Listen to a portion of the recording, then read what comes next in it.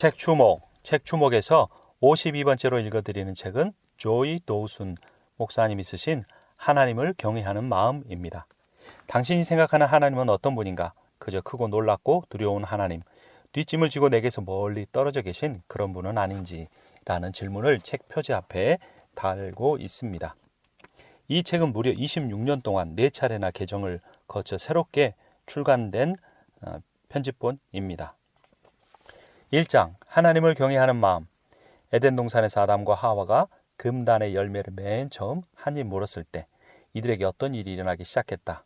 그것은 당신과 내가 영원히 지속하지 않아도 되는, 당신과 내가 자유주의를 사용하여 하지 않겠다고 결정할 수 있는, 당신과 내가 진정 미워해야 할, 사탄의 유혹이 간교하고 아무리 강할지라도 우리가 능히 대항할 수 있는 것이다. 그것은 바로 죄다. 우리가 죄에 대해 이같이 할 수 있는 이유는 하나님이 우리를 위해 이미 마련해 놓으신 것이 있기 때문이다. 하나님이 마련해 주신 그것은 죄와 관련하여 세상에서 가장 하기 쉬운 일이다. 그것은 바로 하나님을 경외하는 일이다. 잠언 8장 13절은 여호와를 경외하는 것은 악을 미워하는 것이다 라고 한다. 이 말씀은 하나님이 죄에 대해 보이시는 태도를 우리도 취해야 한다는 말씀이다. 성경을 통해 하나님의 거룩함을 연구하면 할수록 하나님이 죄를 가증스럽게 여기신다는 점을 더욱 깊이 깨달을 수 있다. 하나님은 절대로 죄를 묵인하지 않으신다. 죄와 타협하지도 않으신다. 죄는 하나님의 성품과 상극이기 때문이다. 우리를 창조하시고서 친밀한 교제를 나눔으로 우리를 온전케 하려고 계획하신 하나님이 이렇게 말씀하신다. 너희는 거룩하라. 이는 나 여호와 너희 하나님이 거룩함이니라. 그러므로 죄를 미워하는 일이야말로 이 말씀을 지키는 데 가장 중요한 일이다. 모든 것 되신 그분, 모든 것을 완전히 충족하시며 이 세상 모든 것을 갖추신 분을 두려워하라. 그분은 전에도 계셨고 지금도 계시며 완전한 자로 영원히 살아계시는 하나님이시다. 여호와를 경외하는 마음을 품으면 하나님이 우리 안에 죄를 미워하시듯이 우리 또한 죄를 미워하게 된다. 또 하나님을 경외하는 마음으로 말미암아 하나님의 거룩함과 능력과 사람의 모든 필요를 만족시키는 풍요로움을 알게 된다. 하나님을 경외한다는 것은 곧 영적으로 건강해진다는 것을 의미한다. 하나님의 최고의 권위와 순결함을 진지하게 받아들이고 그분의 위엄 있는 임재 안에서 떨어야 한다. 2장 하나님께 순종함. 하나님을 경외하는 것은 순종과 직접적인 관련이 있다. 아브라함이 여호와의 음성을 듣고 순종하여 아들 이삭을 죽이려는 순간 천사가 아브라함에게 말하였다. 내가 내 아들 내 독자까지도 내게 아끼지 아니하였으니 내가 이제야 내가 하나님을 경외하는 줄을 아노라. 하나님을 경외하는 삶이란 하나님께 즉시 기쁘게 온전히 순종함을 말한다. 이것이 성경적 순종이다. 그 외의 모든 것은 불순종이다. 미적미적하며 뒤늦게 순종하는 것은 불순종이며 부분적 순종도 불순종이다. 우리가 순종해야 할 가장 큰 두 가지가 있다. 하나는 하나님이 진정으로 어떤 분이신지 아는 지식을 갖는 것이고 다른 하나는 하나님을 경외하는 마음을 갖는 것이다. 이 둘은 항상 붙어 있다. 하나님의 빛나는 영광과 장엄한 광채, 경이로운 그분의 거룩함을 경험하는 순간 하나님께 즉시 기쁘게 온전히 순종하고 싶은 마음이 물밀듯 밀려올 것이다. 하나님은 우리가 무엇을 해야 하는지에 집중하기보다 우리에게 말씀하시는 분이 누구이신지 알기 원하신다. 우리가 누구보다 무엇에 집중한다면 그것은 근본적으로 잘못이다. 하나님을 경외하는 마음이 있다면 우리는 순종할 수 있다. 그러나 그러한 마음이 없으면 자기 일에만 집중하게 되어 하나님과 가슴 설레는 친밀한 관계를 맺을 수 없다.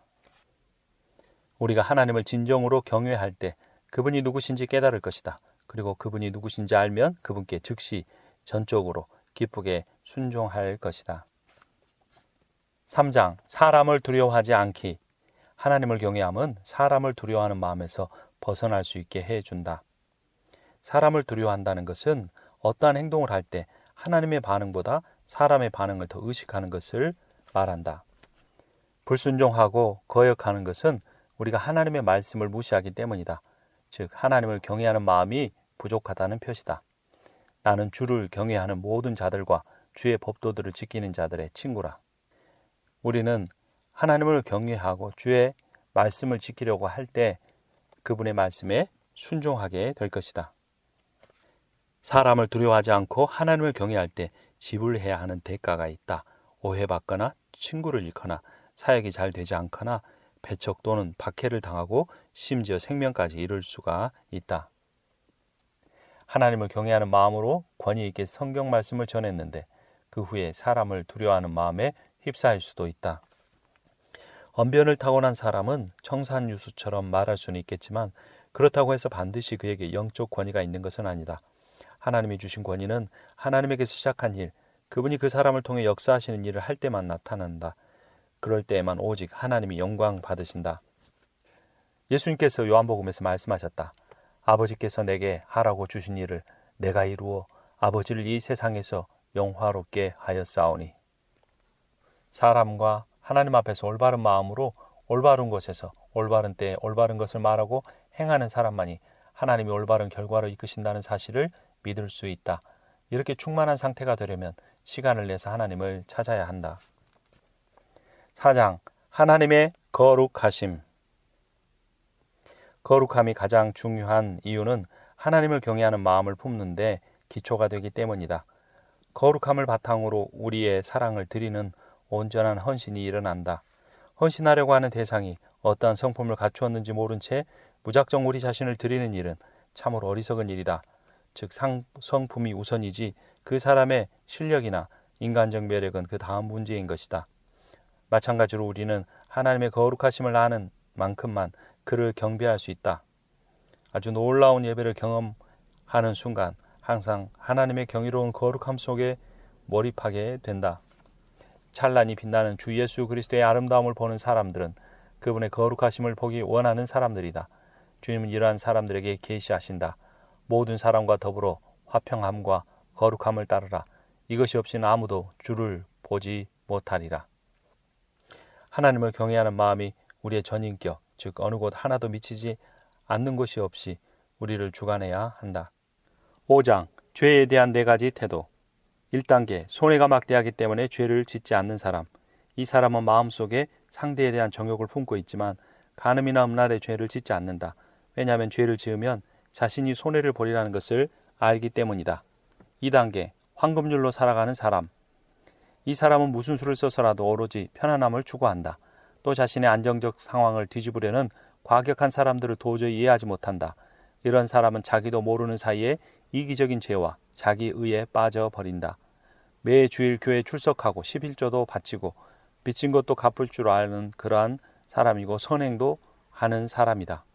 3단계 주님을 기쁘시게 하려는 진실한 그리스도인. 이 사람은 죄를 짓고 싶어 하지 않으며 생활 속에서 계속 죄를 지으면 깊이 근심하는 사람이다. 왜 늘 똑같은 죄를 반복하는지 원인을 찾고 싶어 한다.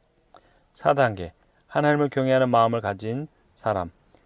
이 사람은 죄를 미워하기 때문에 거의 죄를 짓지 않는다. 만일 죄를 지으면 빨리 깨닫고 즉시 회개하며 성령이 다른 사람 앞에서 겸손하게 고백해야 한다고 하시면 기꺼이 그렇게 하는 사람이다. 잠언 16장 6절은 여호와를 경외함으로 말미암아 악에서 떠나게 되느니라 말씀한다. 윗사람의 강요 때문에 억지로 해야 한다거나 어떤 유익을 얻기 위한 경우를 제외하고 싫어한 일을 하려고 하는 사람은 없을 것이다. 우리는 죄를 짓기로 결정하기 때문에 죄를 범하는 것이다. 왜냐하면 우리가 아직도 죄를 사랑하고 있기 때문이다. 그러면 죄에서 해방될 유일한 길은 하나님이 죄에 대해 지닌 태도를 담는 것이다. 하나님을 아는 것이 진정 우리 삶의 가장 큰 소원인가? 또 하나님을 아는 만큼 하나님을 전하고자 하는가? 그러면 거룩함을 좇아 생활해야 한다. 여호와의 친밀하심이 그를 경외하는 자들에게 있음이요. 하나님은 우리보다 더 우리와 친밀한 관계를 맺기 바라신다. 우리가 하나님께 진실함과 믿음으로 하나를 드리면 하나님 우리에게 둘을 주신다. 하나님을 가까이 하라. 그리하면 너희를 가까이 하시리라. 6장 회개란 무엇인가? 회개란 죄에 대한 생각, 마음, 삶이 변했음을 뜻한다. 이 말씀은 예수님이 이 땅에서 복음을 전하실 때도 초대교회 사람들이 복음을 전할 때도 우선했던 것이었다. 예수님이 처음으로 전하신 말씀은 회개하라였다. 이때부터 예수께서 비로소 전파에 이르시되 회개하라 천국이 가까이 왔느니라 하시더라. 세례 요한이 잡히고 나서 예수님이 가르치신 내용도 모두 이와 같았다. 이르시되 때가 찼고 하나님의 나라가 가까이 왔으니 회개하고 복음을 믿으라 하시니라. 7과 회개하는 방법. 잠언 28장 13절 13절에 자기의 죄를 숨기는 자는 형통하지 못하나 죄를 자복하고 버리는 자는 불쌍히 여김을 받으리라. 항상 경외하는 자는 복되거니와 마음을 완악하게 하는 자는 재앙에 빠지리라. 사울왕은 회개 없이 고백한 사람 중 하나다. 다윗이 사울에게 왜 자기를 죽이려고 하냐고 묻자 사울은 자신의 잘못을 깨닫고 울기까지 했지만 절대 자신의 죄를 회개하지는 않았다. 잠언 8장 13절은 여호와를 경외하는 것은 악을 미워하는 것이라고 한다. 죄를 사랑하는 데서 돌이켜 죄를 미워하는 마음의 변화가 절실하다. 우리는 하나님을 경외하게 해달라고 구하고 믿음으로 그것을 받아야 한다.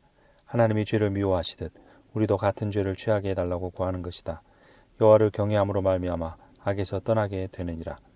잠언 28장 14절은 항상 경외하는 자는 복되거니와 마음을 완악하게 하는 자는 재앙에 빠지리라고 말한다.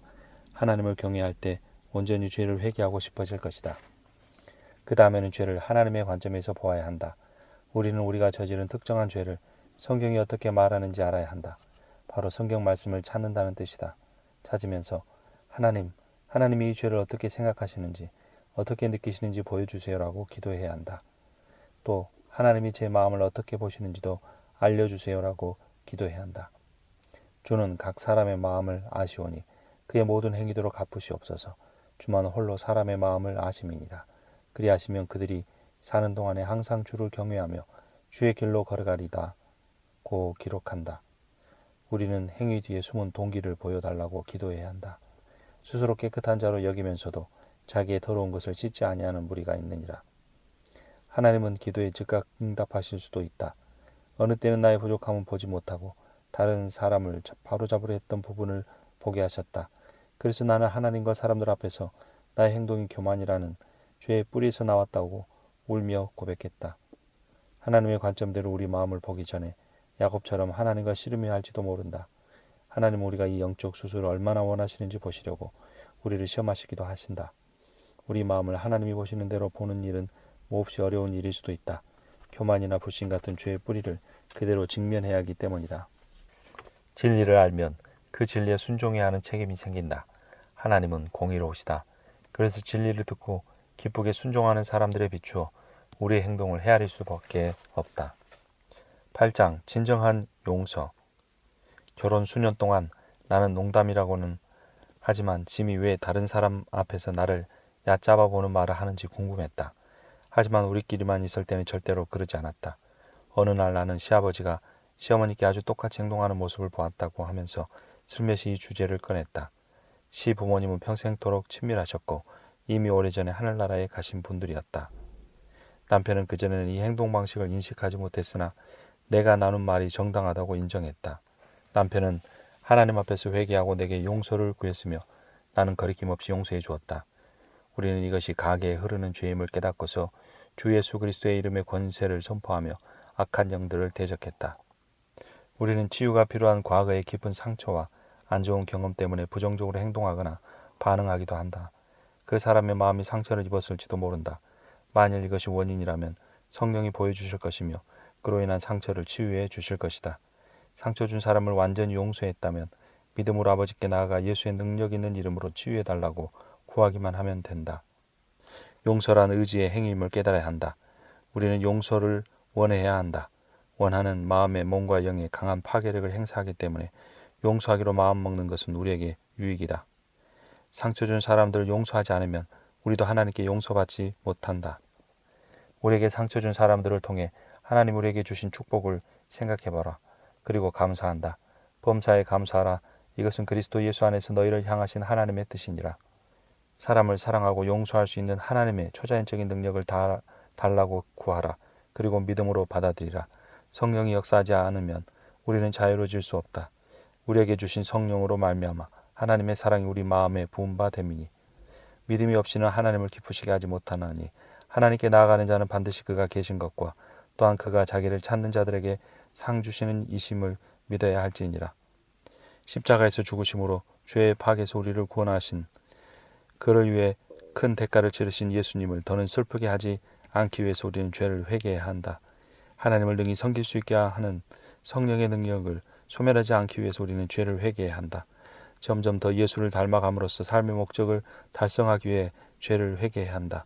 하나님과 친밀한 관계를 맺으며 삶의 온전한 만족을 얻을 수 있도록 회개해야 한다.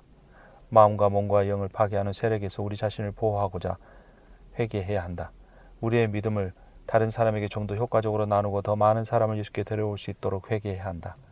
우리에게 절실한 부흥과 영적 각성이 일어날 수 있도록 교만과 불신과 기도하지 않음이라는 악한 길에서 돌이키기 위해 회개해야 한다. 어린 양의 혼인잔치에 흠없는 신부로 준비되고자 회개해야 한다. 영원토록 하나님을 섬기도록 준비되기 위해 회개해야 한다. 9가 생각에서 시작되는 죄. 모든 죄는 마음속의 생각에서 비롯된다. 따라서 생각이 거룩하면 그만큼 거룩한 사람이 된다. 대저 그 마음의 생각이 어떠하면 그 위인도 그러한즉. 사탄은 언제든지 온갖 죄를 짓도록 우리를 유혹한다. 그러나 불신앙, 정욕, 교만, 비난, 불순종을 불문하고 어떤 죄든 우리가 하나님을 경외하는 마음을 구하고 믿음으로 받아들인다면 그만큼 죄의 유혹의 매력을 느끼지 못할 것이다. 또한 죄에 대하여 예수님과 똑같은 태도를 취하며 즉시 사탄에게 말할 수 있을 것이다. 어림도 없다. 난 내가 주는 생각을 싫어한다. 난 내가 싫어하는 건 하지 않을 것이다. 주 예수 그리스도의 이름으로 너를 대적한다.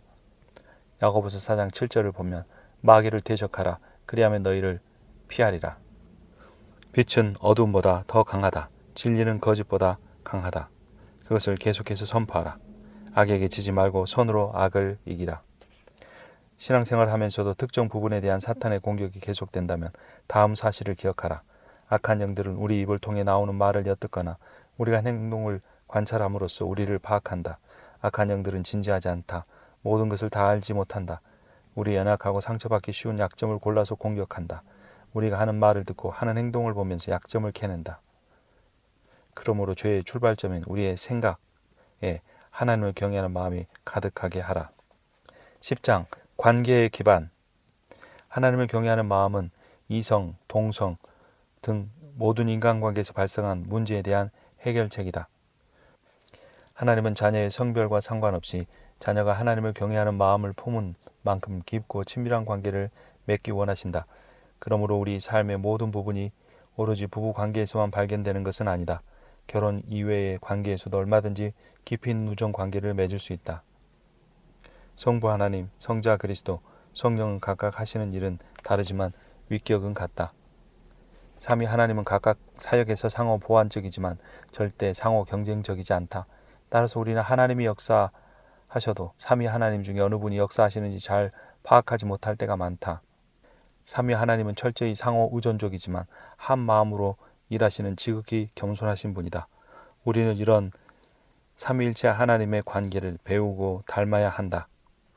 11장 성, 하나님의 선물. 남성과 여성의 성적인 관계라는 가장 멋진 생각을 해내신 분은 바로 우주에서 가장 순결한 하나님이시다. 우리의 사고가 순결하면 할수록 이 놀라운 선물을 주신 하나님을 더욱 찬양할 수밖에 없다. 하나님은 인간을 성적 욕구가 있는 존재로 창조하시면서 이 욕구를 오직 결혼을 통해서만 충족하라고 분명하게 말씀하셨다. 무한한 지식과 지혜, 정의와 사랑이 있으신 하나님은 우리의 영적, 정신적, 정서적, 육체적 필요를 채우는데 가장 좋은 것이 무엇인지 잘 아신다. 그러므로 겸손하게 하나님께 무릎 꿇고 순종하라. 교만하기 때문에 반항하고 불순종하는 것이다. 12장 여성의 영향력. 선한 의도에서든 악한 의도에서든 여성이 남성보다 다른 사람에게 미치는 영향력이 훨씬 더 크다. 하나님은 잠언 31장에서 현숙한 여인에 관해 설명하셨다. 현숙한 여인의 가장 중요한 성품은 신뢰이다. 그러한 자의 남편의 마음은 그를 믿나니 이와 같은 신뢰의 비결은 고운 것도 거짓되고 아름다운 것도 헛되나 오직 여호와를 경외하는 여자는 칭찬을 받을 것이라고 가르쳐준다. 이 말씀은 아내가 하나님을 경외하는 만큼 남편이 아내의 정절을 신뢰할 수 있다는 의미이다. 물론 남편도 마찬가지이다. 거룩한 여인은 큰 영향력을 발휘한다. 자신의 일생에서 가장 커다란 영향을 미친 사람이 여성이었다고 말하는 위대한 남성이 많다. 요게벳은 아내로서 또한 믿음의 어머니로서 자녀에게 강력한 영향력을 미쳤다. 모세, 아론, 미리암은 모두 영적 지도자가 되었다. 이들은 모두 믿음의 사람들이었다. 이런 집안은 어디에서부터 또 찾아보기 힘들 것이다. 한나가 사무엘에게 끼친 영향 또한 이루 말할 수 없다. 사무엘상 12장 18절에서 보듯이 백성들이 여호와와 사무엘을 두려워할 정도로 사무엘은 하나님을 경외하는 사람이었다. 그 결과 당시 이스라엘의 역사가 정의의 역사로 바뀌었다. 오늘날 모든 여성은 하나님이 각자에게 주신 영향력이 얼마나 큰지 깨닫고 인정해야 한다. 그래야 자신의 인생에서 만나는 모든 남성에게 거룩한 영향력을 끼칠 수 있다. 거룩한 영향력을 끼치는 여성이 되게 해달라고 결단하고 열심히 기도하라. 하나님을 경외하는 마음이 바로 영향력 있는 여성을 만든다. 그리고 성령의 인도하심에 순종함으로 영향력을 행사하는 법을 연습하라. 이 얼마나 막중한 책임인가. 이 얼마나 소중한 일인가. 이것이야말로 엄청난 특권이며 놀라운 기회다. 하나님을 경외하는 마음에는 다양한 면이 있다. 13장 기름 부음 받은 자를 비판하지 않기. 하나님은 남을 비판해서는 안 된다고 분명하게 말씀하셨다. 비판을 받지 아니하려거든 비판하지 말라. 너희가 비판하는 그 비판으로 너희가 비판을 받을 것이요 너희가 헤아리는 그 헤아림으로 너희가 헤아림을 받을 것이니라. 하나님은 영적 권위자들을 비방할 때 더욱 가혹한 하나님의 심판이 임할 것이라고 명백히 밝히셨다. 시편 105편 15절에 나온 하나님의 명령이다. 이르시기를 나의 기름 부은 자를 손대지 말며 나의 선지자들을 해하지 말라. 다른 목회자나 영적 지도자들이 하는 말이 자기 의견과 같지 않다고 해서 사람들이 그 지도자들의 좋은 점마저 받아들이지 못하도록 그들을 비방해서는 안 된다. 다른 사람의 사역을 언급할 때 긍정적인 면만 이야기하자. 성장하는 데 도움이 되는 말을 해주고 하나님이 어떻게 선하게 역사하셨는지 아는 대로 말하여 듣는 사람에게 선한 영향력을 끼치자. 그런데도 신경 쓰인다면 기도하면서 주님께 그분들을 맡기라. 주님, 그들의 언행에서 제가 이해하거나 동의할 수 없는 부분이 있는데 만약 저의 판단이 옳다면 주님이 그들을 진리 가운데로 인도하여 주십시오. 14장 격려하시는 하나님. 지금까지 하나님을 경외하는 마음이 얼마나 부족했는지 깨달았을 것이다. 하나님을 찬양하자. 진정으로 회개하는 자에게 베푸시는 하나님의 자비는 언제나 끝이 없다. 여호수아서 3장 5절은 너희는 자신을 성결하게 하라. 여호와께서 내일 너희 가운데 기이한 일을 행하시리라. 오늘은 실수했다 하더라도 내일을 향한 새로운 계획을 주시는 하나님을 찬양한다. 다윗도 살인자여 간음을 저지른 사람이었다. 그러나 시편 51편과 같은 기도문을 남겼으며 사도행전 13장 22절에 기록된 대로 하나님의 뜻을 이루는 하나님의 마음에 합한 사람이 되었다. 욥은 시험의 막바지에 이르러 자기 의를 주장하고 하나님을 원망하는 마음이 있었으나 하나님을 새롭게 알고 나서는 이렇게 고백하였다. 그러므로 내가 스스로 거두어드리고 티끌과 재 가운데서 회개하나이다. 그리고 하나님은 이렇게 응답하셨다. 욥이 그의 친구들을 위하여 기도할 때 여호와께서 욥의 공경을 돌이키시고 여호와께서 욥에게 이전 모든 소유보다 갑절이나 주신지라. 하나님은 자신을 부지런히 찾는 자에게 언제나 상을 주신다. 믿음이 없이는 하나님을 기쁘시게 하지 못하나니 하나님께 나아가는 자는 반드시 그가 계신 것과 또한 그가 자기를 찾는 자들에게 상 주시는 이심을 믿어야 할지니라. 우리가 어린아이처럼 단순하게 사랑의 하나님 아버지를 향하여 한 걸음씩 순종함으로 걸어갈 때 우리는 하나님과 더욱 친밀해진다. 하나님 아버지는 우리 손을 붙잡고 한 걸음 더 나아가기를 간절히 바라신다. 15장 우상 숭배. 내가 가장 많이 생각하는 것은 무엇인가? 내가 가장 말하는 것은 무엇인가? 내가 가장 많은 시간을 내서 하는 일은 무엇인가? 재산을 모으는 일, 돈, 투자, 음식, 성적인 만족을 누리는 것, 사업이 번창하는 것, 세력을 쌓는 것, 여행, 취미생활, 더 나은 교육을 받는 것, 운동, 텔레비전, 지도자가 되는 것, 영적인 지도자가 되는 것, 친구, 과업을 달성하는 것, 비전을 이루는 것, 사역, 여가를 보내는 것, 쾌락을 쫓는 것. 호세아는 백성들의 과학적인 우상 숭배를 자세히 기술했다. 하나님은 사랑하는 아버지 심정으로 간절히 에브라임을 부르신다. 다음 말씀에 에브라임 대신 우리의 이름을 넣어 읽어보기 바란다. 에브라임의 말이 내가 다시 우상과 무슨 상관이 있으리요 할지라. 내가 그를 돌아보아 대답하기를 나는 푸릇 잣나무 같으니 내가 나로 말미암아 열매를 얻으리라. 하나님은 우상의 백해무익함을 이렇게 말씀하신다. 어느 나라가 그들의 신들을 신 아닌 것과 바꾼 일이 있느냐. 그러나 나의 백성은 그의 영광을 무익한 것과 바꾸었도다. 지극한 사랑이요 삶의 의미요 모든 것이 완전하며 스스로 있는 자를 저버린 백성들을 안타까워하며 하나님이 말씀하신다. 너 하늘아 이 일로 말미암아 놀랄지어다. 심히 떨지어다. 두려워할지어다. 여호와의 말씀이니라.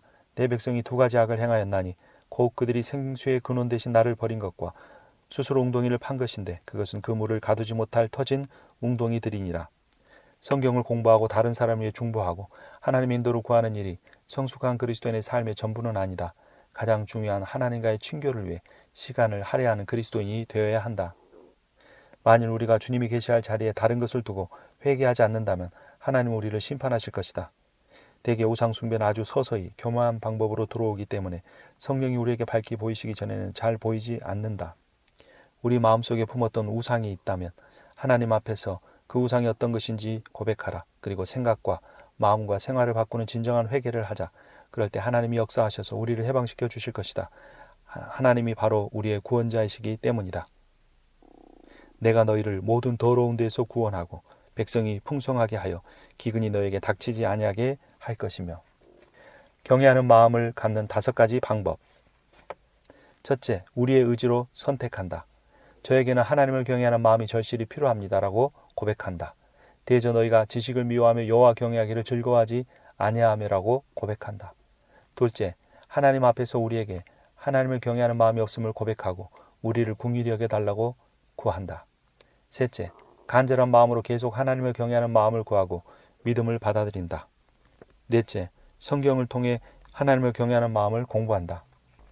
다섯째, 마지막으로 하나님을 경외하는 마음을 가르치는 하나님의 특수학교에 자주 들어간다.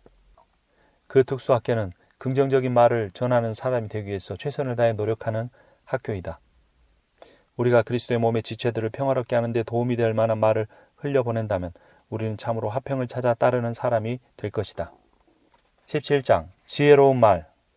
만일 우리가 잠잠할 때와 말해야 할 때를 분별할 줄 안다면 그 이상의 지혜는 필요하지 않을 것이다. 잠잠할 때가 있고 말할 때가 있으며 라고 전도서 3장 7절은 말한다. 이 말씀은 있는 그대로 말하고 솔직해져야 할 때가 있는 반면 입을 다물고 침묵해야 할 때가 있다는 말이다. 말을 할 때는 정직해야 하며 얼른 자기 죄를 인정해야 한다. 또 남의 잘못을 선뜻 용서해 줄 줄도 알아야 한다. 우리는 다른 사람의 기쁨과 슬픔을 함께 나눠야 한다. 그리고 다른 사람에게 사랑과 위로, 격려를 전하고 오해를 풀 때는 지혜롭게 말하는 사람이 되어야 한다. 우리는 다른 사람과 나눈 비밀을 발설하지 않아야 한다. 두루 다니며 험담하는 자는 남의 비밀을 누설하나 마음이 신실한 자는 그러한 것을 숨기느니라. 책 주목이었습니다.